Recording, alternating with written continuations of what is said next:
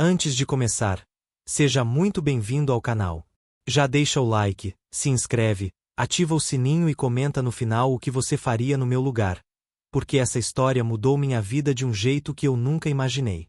Meu nome é Eduardo, e faz pouco mais de 4 anos que tudo aconteceu. Na época, eu tinha 37 anos, era casado com Camila havia 12, e, somando namoro e casamento, estávamos juntos há quase 16 anos. Nós tínhamos uma vida confortável, uma casa boa, empregos estáveis e uma filha de 14 anos chamada Lívia, que sempre foi o centro do nosso mundo. Eu também tinha 2 melhores amigos desde a faculdade, Renato e Gustavo. Renato era casado com Marina, e Gustavo tinha se separado poucos meses antes de toda essa tragédia começar. Com o tempo, Camila e Marina ficaram muito próximas, quase como irmãs, e nós 4, junto com Gustavo, formávamos aquele grupo de amigos que parecia inabalável. Todo ano, fazíamos uma viagem de alguns dias para descansar, beber, rir, tirar fotos e esquecer o peso da rotina. Naquele ano, já estava tudo reservado. Iríamos passar uma semana em uma casa de temporada no litoral de Santa Catarina. Só que 3 dias antes da viagem, eu sofri uma queda idiota na escada da garagem e quebrei o tornozelo. Fiquei com muita dor, tomando remédios fortes, sem conseguir apoiar o pé direito no chão e sem nenhuma vontade de estragar a viagem de todo mundo. Camila insistiu várias vezes para ficar em casa comigo, mas eu, tentando ser o marido compreensivo, convenci ela a ir. Eu disse que ficaria bem, que minha mãe passaria para ver como eu estava, que Lívia já era grande o suficiente para me ajudar com pequenas coisas, e que ela merecia descansar. Na minha cabeça, eu estava fazendo uma boa ação. Hoje, eu vejo aquilo como a porta que eu mesmo abri para o pior capítulo da minha vida. Como Gustavo estava recém-divorciado, a viagem acabou sendo apenas com Camila, Renato, Marina e ele. Eu fiquei em casa, com a perna levantada, vendo filmes ruins, respondendo mensagens no grupo e recebendo fotos dele sorrindo na praia, em restaurantes e na piscina da casa alugada. Camila me ligava todos os dias, perguntava dos remédios, dizia que sentia minha falta e mandava mensagens carinhosas antes de dormir. Eu não desconfiei de absolutamente nada. O dia em que tudo veio à tona foi numa noite de sábado, no começo de dezembro, alguns meses depois daquela viagem. Camila e Marina tinham planejado um fim de semana de compras em outra cidade, com direito a hotel, jantar e uma noite longe de casa. Parecia algo normal. Elas já tinham feito isso antes.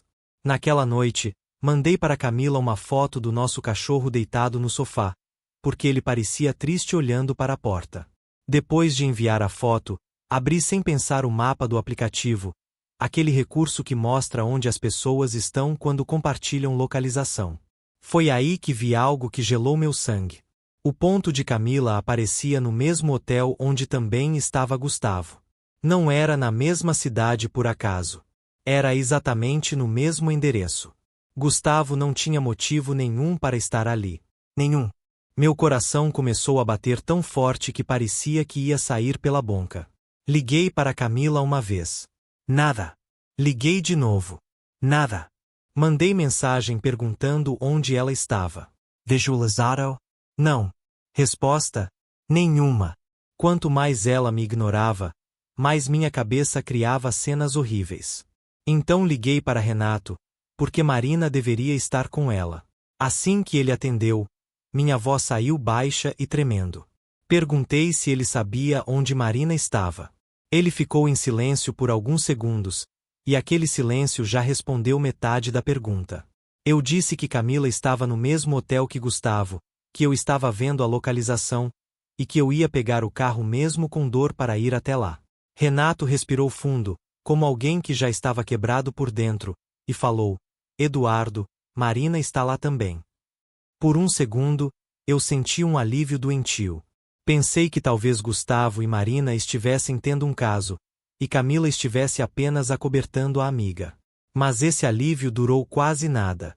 Renato continuou, com uma voz que eu nunca tinha ouvido nele. Não é só isso. Os 3 estão juntos. Eu fiquei mudo. Não era uma frase que meu cérebro conseguia aceitar. Perguntei se ele estava bêbado, se estava brincando, se tinha perdido a cabeça. Ele disse que não. E então soltou a frase que destruiu o pouco chão que ainda existia debaixo dos meus pés. Não é a primeira vez que Camila se envolve com Gustavo. E, na viagem, eu também me envolvi com ela. Naquele instante, a dor no tornozelo desapareceu. A dor no peito tomou conta de tudo. Eu gritei, xinguei, derrubei um copo na cozinha, bati a mão na parede e por alguns minutos virei alguém que eu não reconhecia. Minha filha apareceu no corredor assustada, perguntando o que tinha acontecido. Ver o rosto dela me trouxe de volta. Eu respirei como pude, pedi desculpas e menti, dizendo que era um problema sério do trabalho. Ela não era bomba. Tenho certeza de que percebeu que havia algo muito errado, mas voltou para o quarto sem insistir. Depois que ela saiu, eu tranquei a porta do meu quarto e liguei de novo para Renato. Falei que ele ia me contar tudo, sem omitir nada, porque se eu descobrisse depois que ele tinha mentido, eu acabaria com a vida dele. Ele aceitou. A história começou naquela viagem que eu perdi por causa do tornozelo. Segundo Renato, no primeiro dia, tudo foi tranquilo. Piscina, churrasco, música baixa, fotos e conversas. No segundo dia, eles fizeram um passeio sem mim. Como Renato e Marina eram um casal, Camila e Gustavo acabaram ficando juntos com mais frequência, caminhando lado a lado, rindo das mesmas piadas, dividindo bebidas e posando para fotos como se fossem apenas amigos.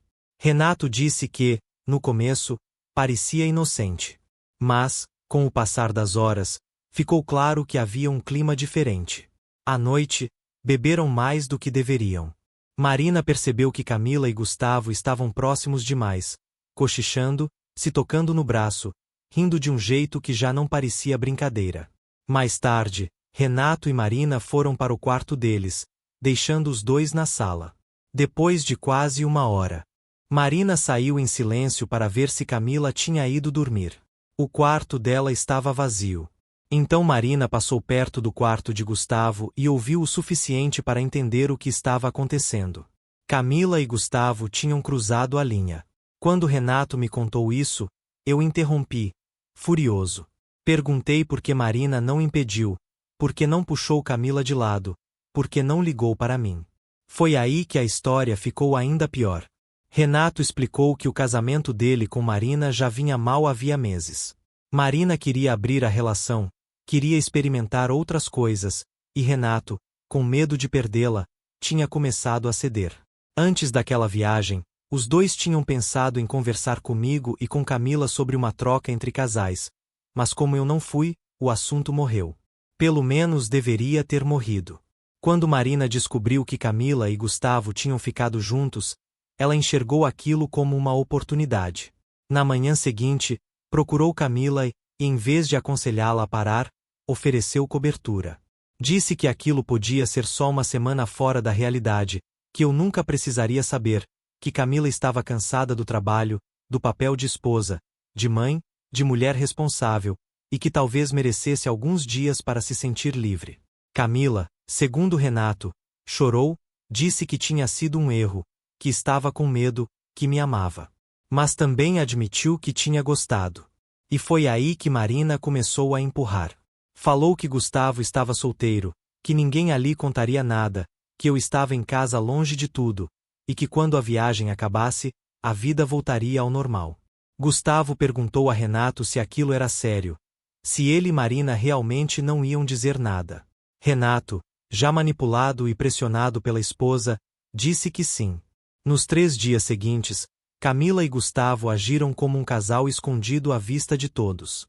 Nas fotos postadas nas redes sociais, tudo parecia normal. Sorrisos, drinks, praia, comida bonita. Mas fora das câmeras, eles andavam de mãos dadas, se beijavam quando achavam que ninguém de fora podia ver e desapareciam juntos sempre que voltavam para casa. Renato disse que na quarta noite eles já nem se preocupavam tanto em disfarçar. Na última noite, Marina colocou o próprio plano em prática. Convenceu Camila a participar de uma troca com Renato. Enquanto Marina ficava com Gustavo, Camila ficava com Renato.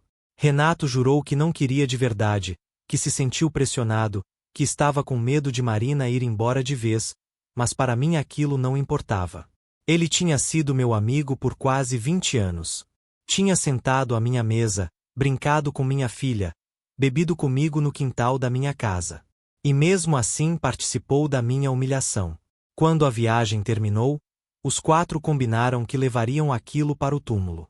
Camila voltou para casa sorrindo, me abraçou com cuidado por causa da minha perna e agiu como se estivesse morrendo de saudade. Durante semanas, ela foi a esposa perfeita. Carinhosa, atenciosa, presente, cheia de cuidado. Eu achei que fosse culpa por ter me deixado machucado em casa. Na verdade, era culpa por ter traído, mentido e voltado a dormir do meu lado como se nada tivesse acontecido. Renato continuou falando. Depois da viagem, Marina ficou obcecada pela ideia de abrir o casamento. Ele aceitou, mas exigiu acesso total às mensagens, redes sociais e conversas dela, porque já planejava juntar provas para o divórcio.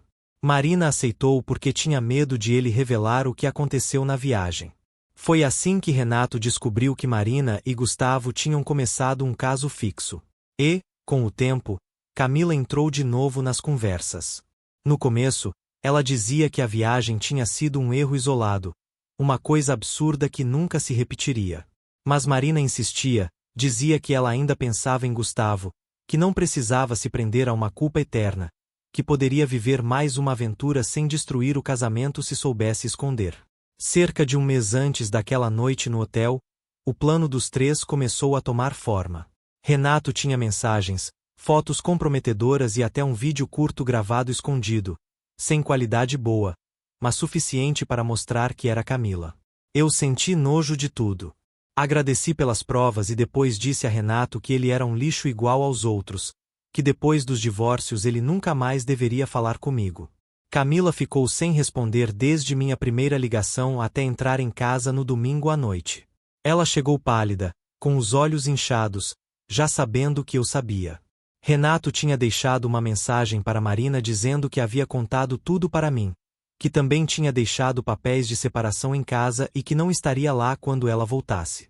Quando Camila entrou, eu mandei ela se recompor, porque Lívia estava acordada. Por algumas horas, fingimos uma noite normal de domingo. Jantamos quase em silêncio, perguntamos da escola, falamos do cachorro, e eu senti como se estivesse atuando dentro da minha própria casa. Quando Lívia foi dormir, encarei Camila e perguntei: "O que você quer agora?" Ela desabou. Tentou me abraçar, mas eu recuei. Pedi que não me tocasse. Ela chorava, repetia que sentia muito, que tinha perdido a cabeça, que me amava, que faria qualquer coisa para consertar. Eu disse que ela responderia a todas as minhas perguntas com 100% de honestidade.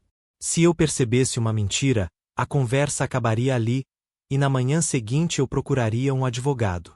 Eu tinha provas demais para ela tentar me pintar como louco. Perguntei por que tinha me traído na viagem. Ela disse que estava exausta, que vinha se sentindo invisível, presa à rotina, pressionada no trabalho e emocionalmente distante de tudo.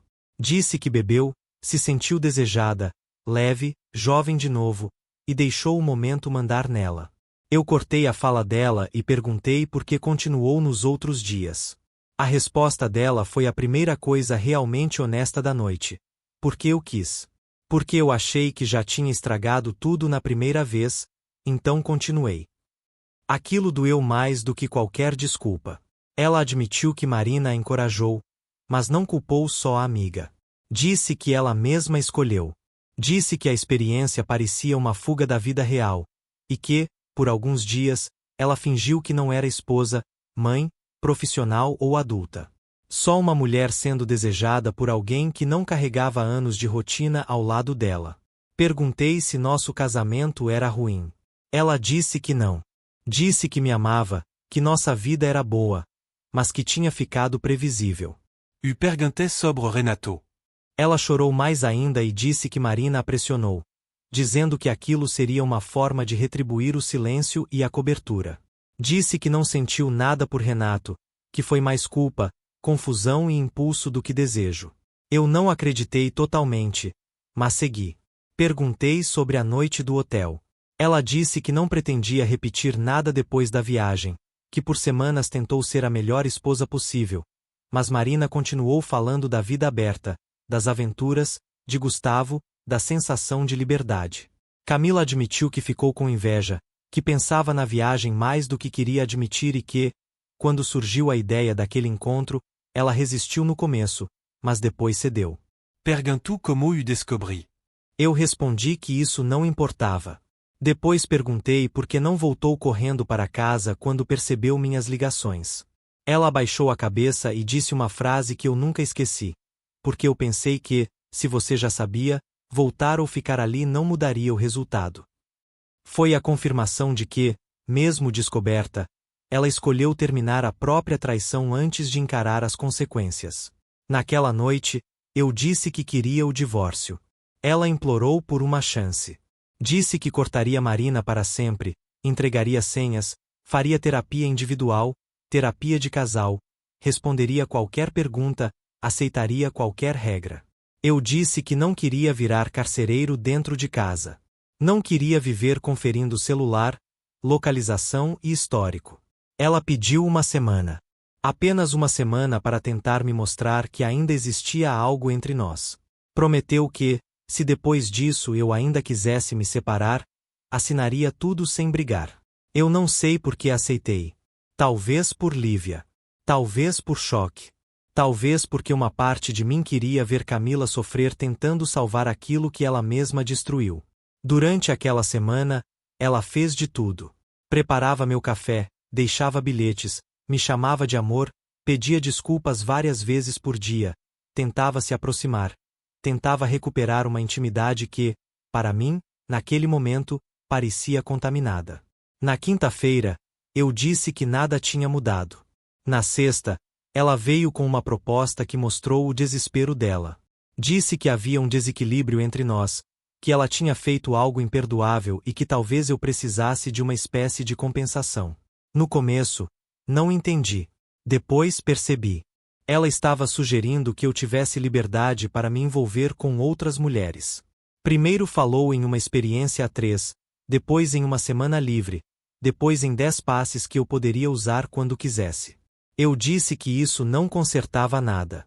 Também disse que era muito fácil falar, mas que, se eu realmente usasse aquela liberdade, ela não suportaria. Camila jurou que suportaria, que faria qualquer coisa para manter nosso casamento. Hoje, olhando para trás, não tenho orgulho do que fiz. Eu deveria ter ido embora naquele momento. Deveria ter escolhido dignidade. Mas eu estava ferido, humilhado e cheio de raiva. Então aceitei. Não porque queria reconstruir o casamento, mas porque queria me vingar. Eu disse que, se ela estava falando sério, teria que encontrar alguém para essa experiência até o fim de janeiro. Se não conseguisse, eu entenderia que era só uma manobra para ganhar tempo. Para minha surpresa, entre o Natal e o Ano Novo, ela me mostrou a foto de uma mulher chamada Bianca, de 26 anos, que fazia aula de spinning na mesma academia. Bonita, simpática, solteira.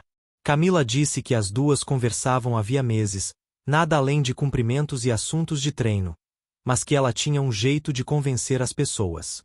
Eu nunca soube exatamente o que ela ofereceu. Mas anos depois descobri que houve dinheiro envolvido. Quando a noite aconteceu, eu fiz algo calculado. Em vez de agir como alguém frio, fiz questão de incluir Camila, elogiá-la, fazê-la pensar que aquilo estava nos aproximando. Eu queria que ela acreditasse que havia esperança. E funcionou. Depois, ela chorou dizendo que só tinha aceitado aquilo para me reconquistar, mas que, de alguma forma, tinha sentido que ainda existia conexão entre nós. Nas semanas seguintes, ela ficou ainda mais dedicada. A intimidade deixou de parecer uma obrigação para ela e começou a parecer entusiasmo. Talvez achasse que eu desistiria dos tais passes. Mas eu não desisti. Em fevereiro, conheci Sabrina, uma gerente de restaurante perto do meu trabalho. Eu já almoçava lá às vezes e percebia que ela era gentil comigo de um jeito diferente. Tirei minha aliança no dia em que descobri a traição, e ela notou. Quando a chamei para sair, menti. Disse que eu já estava em processo de separação havia 2 meses, que ainda morava na mesma casa apenas por causa da minha filha, mas que dormia em outro cômodo. Ela hesitou, mas aceitou. Mais tarde, ela me contou que só aceitou porque viu que eu não usava mais aliança havia semanas. Então não parecia apenas um homem casado tentando esconder o anel para paquerar. Nosso envolvimento avançou rápido. Saímos algumas vezes, depois começamos a nos encontrar no apartamento dela. Camila sabia, porque essa era a regra cruel que ela mesma tinha oferecido. E eu via no rosto dela o estrago que aquilo causava. No início, aquilo me deu uma sensação amarga de justiça. Depois, começou a pesar. Eu estava machucando Camila de propósito. Estava usando Sabrina como ponte para minha vingança. E, pior, estava me tornando alguém que eu mesmo desprezaria se olhasse de fora. Em abril, eu finalmente parei de fingir. Disse a Camila que não funcionou, que eu ainda queria o divórcio. Dessa vez, ela não gritou, não implorou, não negociou. Apenas sentou no sofá, chorou em silêncio e disse que entendia. Encontrei uma casa pequena de 2 quartos e me mudei, deixando Camila na casa da família para que Lívia não perdesse também o lugar onde cresceu. A única coisa decente que fiz nesse período foi conversar com minha filha com honestidade. Claro que não contei detalhes adultos, mas contei o essencial. Disse que a mãe tinha me traído, que eu também tinha tomado decisões erradas depois disso, que nós dois falhamos como casal, mas que nenhum dos dois deixou de amá-la. Eu não queria que Lívia transformasse Camila em monstro nem me colocasse como santo. A verdade era mais feia e mais humana do que isso. Decidimos pela guarda compartilhada. 1 semana comigo, 1 semana com a mãe. O divórcio saiu oficialmente no começo do ano seguinte. Durante esse tempo, continuei com Sabrina. Ela e Lívia se davam bem, mas sem aquela pressão de madrasta. Eram cordiais, conversavam, riam às vezes, e isso me deixava aliviado. Meu relacionamento com Sabrina durou quase 3 anos. Terminou porque ela queria casar e ter filhos, e eu não queria mais casamento, nem recomeçar uma família. Eu estava cansado demais para prometer um futuro que não podia entregar. Camila também namorou algumas pessoas nesse período. Um dos relacionamentos dela durou quase 1 ano, mas não foi para frente. O estranho é que, apesar de tudo, conseguimos ser bons pais juntos. Íamos às reuniões escolares, festas, apresentações e consultas sem fazer cena. Pelo bem da Lívia, aprendemos a respirar no mesmo ambiente. Então chegou a formatura do ensino médio dela, em maio. Eu e Camila acabamos sentados lado a lado. Achei que seria desconfortável, mas não foi. Rimos de uma lembrança antiga, comentamos como Lívia parecia adulta com aquela beca, brincamos sobre como o tempo tinha passado rápido. Pela primeira vez em anos, olhei para Camila sem sentir apenas raiva. Vi também a mulher com quem construí uma vida inteira antes da destruição. 1 semana depois, ainda pensando naquela conversa, liguei para ela e a chamei para jantar. Ela respondeu na hora: de jeito nenhum. Eu senti a vergonha subir pelo pescoço. Antes que eu pudesse me desculpar, ela completou: a menos que a gente volte para a terapia de casal antes. UACTEI. Tivemos a primeira sessão numa quinta-feira, e nosso segundo primeiro encontro na sexta. Foi estranho, maduro, assustador e, de certa forma, bonito. Não fingimos que o passado não existiu. Falamos sobre a Traco. Minha vingança, nossa filha, nossas culpas, nossos limites e o medo de repetir padrões. Escolhemos uma terapeuta especializada em casais que passaram por quebras graves de confiança e por acordos afetivos mal conduzidos. Ainda estamos em acompanhamento. Já faz alguns meses. Falamos sobre eu talvez voltar para a antiga casa, mas sem pressa. Lívia, agora na faculdade, acha tudo muito estranho. Quando voltou para as férias, disse que não sabia se ficava feliz ou preocupada, mas deixou claro que não queria saber detalhes de nada. Respecté. Renato se divorciou de Marina e pediu transferência no trabalho para outro estado. Sumiu da nossa vida. Marina tentou ficar com Gustavo por um tempo, mas os dois descobriram que, fora da adrenalina e da mentira, não tinham quase nada em comum. O relacionamento acabou rápido. Depois, Marina se casou com um homem que trabalhava na mesma empresa de Renato. A ironia é que esse homem foi promovido e acabou virando chefe direto dele, dificultando todas as novas tentativas de transferência. Quando soube disso, não consegui deixar de rir. Gustavo continua solteiro, circulando por aí como se nada tivesse acontecido. Quanto a mim e Camila, eu não sei se teremos um final feliz. Talvez sim. Talvez não. O que eu sei é que algumas traições não terminam quando são descobertas. Elas continuam quebrando a gente por anos, até que sobre apenas duas opções: enterrar tudo de vez ou encarar os escombros com coragem. Eu não sou herói nessa história. Camila também não é apenas vilã.